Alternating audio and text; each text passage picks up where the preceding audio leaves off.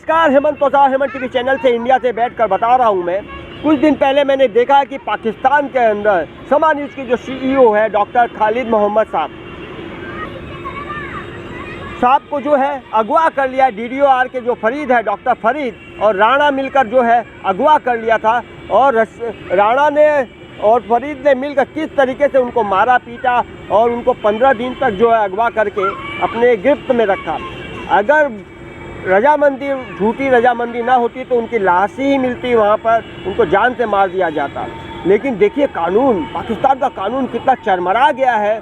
कानून को किस तरीके से डीडीओआर जो है अपने पैरों तले कुचल रहा है। वहाँ के जितने पुलिस प्रशासन है, वहाँ की जो आर्मी है, आर्मी के जो आसिम मुनीर है, उनको भी पता चल गया है कि किस तरीके से डीडीओआर ने हर महीने 4.5 करोड़ रुपया अगुवाई करता था। सोचिए आसिम मुनीर जो वहाँ का चीफ सेक्रेटरी, चीफ है, आर्मी चीफ, सोचिए आसिम मुनीम को। और मैं बता रहा हूँ पंजाब की जो मरियम है, पंजाब की जो सीएम है मरियम नवाज, उसको भी पता है इस चीज़ का, लेकिन वो लोग एक्शन नहीं ले पा रहे हैं। कितने दुख की बात है कि इंडिया में ये किस तरीके से ये पूरे वर्ल्ड में फैल चुका है कि पाकिस्तान जो है किस तरह से घुटनों पर बैठ गया है कानून व्यवस्था के अंदर। पाकिस्तान की बहुत जगह ही थू हो रही है। मैं बता रहा हूँ इस तरीके से जो कार्य हो रहा है पाकिस्तान में कि किस तरीके से गुंडा राज चल रहा है, ये तो बहुत ही दुख का विषय है। मैं बता रहा हूँ वहाँ के वजीर आलम शहबाज शरीफ को, शहबाज शरीफ जो है वहाँ पर चुप्पी साध के बैठे हुए हैं। शहबाज शरीफ, अरे भाई जब आपको पता है कि आपके डिपार्टमेंट में इतनी बड़ी लापरवाही हुई है, इतना बड़ा गैर कानूनी धंधा चल रहा है, गोरख धंधा चल रहा है, उगाई चल रहा है, पैसे की उगाई चल रहा है, वो डीडीओआर कितना पावरफुल हो गया। सोचिए वहाँ के सीएम, वहाँ के पीएम और वहाँ के आर्मी चीफ से भी ज़्यादा पावरफुल हो गया कि आज वो बहुत ही रंगबाजी से अपने इलाके में घूम रहा है, फिरौती की रकम वसूली करने वाला और साथ में अगवा करने वाला। जिस तरीके से हो सकता है उन्होंने कईयों का मर्डर कर दिया हो सकता है कि उनके पीछे काफ़ी बड़ी सरकारी चेन हो, उसकी वजह से जो वहाँ की पुलिस है उनके गिरेबान में हाथ नहीं डाल रही है।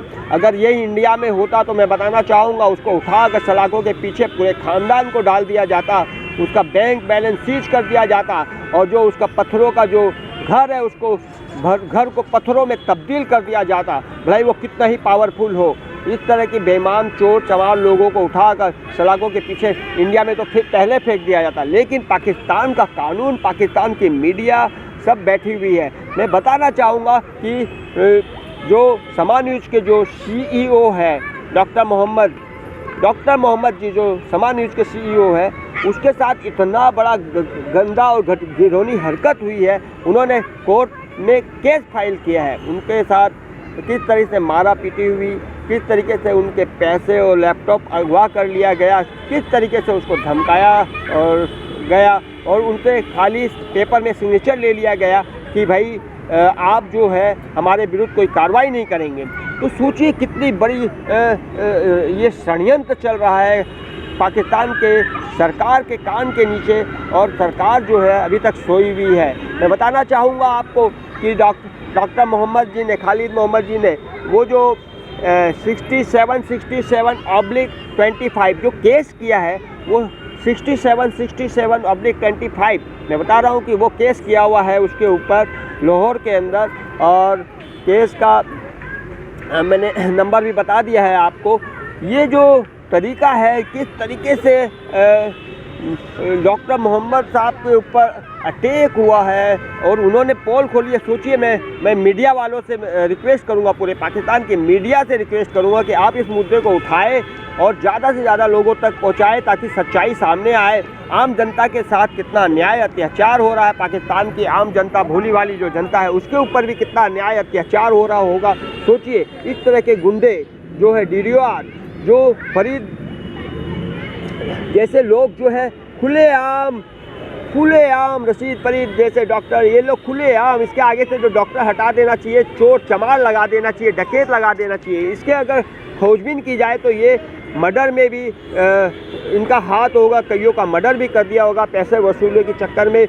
और इसके बैंक बैलेंस, इसके बीवी का बैंक बैलेंस, मैं फिर से कह रहा हूँ, इनके बीवी का बैंक बैलेंस, इसका बैंक बैलेंस सरकार को चेक करना चाहिए, इनके बच्चों का बैंक बैलेंस चेक करना चाहिए, इनकी प्रॉपर्टी कहाँ कहाँ है ये चेक करना चाहिए और सबको उठाकर सरकारी खजाने में डाल देना चाहिए और इसको उठा के सलाखों के पीछे फेंक देना चाहिए। ये डीडीओआर इस तरह की हरकत कर रहा तो सोचिए कि आम जनता के ऊपर कितना अन्याय अत्याचार होगा। मैं वहाँ के मौलवी और मुल्ले जो है वहाँ के जो मौलवी हैं, मैं उनसे भी, जो इमाम है वहाँ के, मैं उनसे भी रिक्वेस्ट करूँगा कि आप मेरी बातों को उठाए और सच्चाई का पर्दा जो है सामने लेके आए और झूठ को पर्दाफाश करें और ऐसे चोर चमारों के विरुद्ध आप जो है आवाज़ उठाए पाकिस्तान के अंदर। और मैं इंडिया से आपको सपोर्ट करूँगा, इस तरीके की हरकत दोबारा पाकिस्तान में ना हो और अगर कोई करता है तो उसके विरुद्ध में धमाकेदार तरीके से आवाज़ उठेगी, हर चैनल में उठेगी। आप कृपया करके समा न्यूज़ के जो CEO है, जो आवाज़ उठा रहे हैं, जो ईमानदार आदमी है, जिन्होंने इनका पर्दाफाश किया है, मैं सभी मीडिया वालों से, वहाँ के इमाम से, वहाँ के जो लोग हैं, वासिंदे हैं, मैं वो चाहूँगा कि आप फतवा जाहिर करें ऐसे लोगों के विरुद्ध, ताकि ऐसी हरकत दोबारा कभी न कोई कर सके, और करे तो उसको 1000 बार सोचना पड़े। इतने बड़ी पोस्ट पर बैठकर सरकार के कान के नीचे इस तरीके की हरकत हो रही है। सोचिए कि पाकिस्तान के आम जनता के साथ कितने गंदी और घिनौनी हरकत हो रही होगी। लोग पाकिस्तान के बड़े पदों पर बैठकर आम जनता को कीड़ा मकोड़ा समझते हैं। मैं आम जनता से रिक्वेस्ट करूंगा कि मेरी बात को आप उठाएं और मेरी बातों में अपनी बात लगाकर, हेमंत तोसावड़, मैं बता रहा हूं इंडिया से, हेमंत तोसावड़, हेमंत TV चैनल से, कि आप पीछे ना हटे, आप दम लगाकर हैया कर दे, और ताकि ऐसे चोर चमार, डकैत, फिरौती की रकम वसूली करने वाले लोगों के विरुद्ध, ऐसे दुष्ट लोगों के विरुद्ध आप जो है एक मशीहा बन सके।